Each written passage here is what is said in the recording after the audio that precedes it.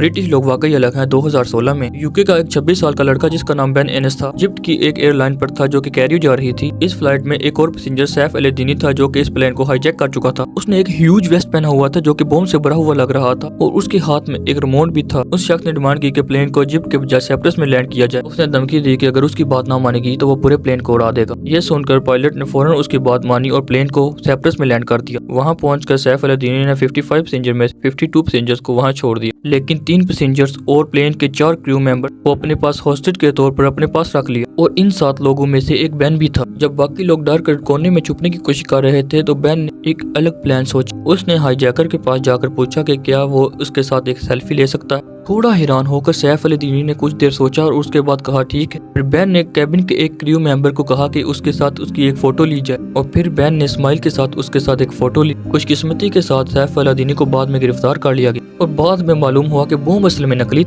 लेकिन बेन को इस बारे में कुछ भी नहीं पता। उसने कहा कि वो बस ऑप्टिमिस्टिक रहने की कोशिश कर रहा था और अगर बॉम्ब असली होता तो उसके पास वैसे भी खोने को कुछ नहीं था। और बाद में बेन के दोस्तों ने यह कहा कि ये उसकी पर्सनैलिटी के बिल्कुल मुताबिक था।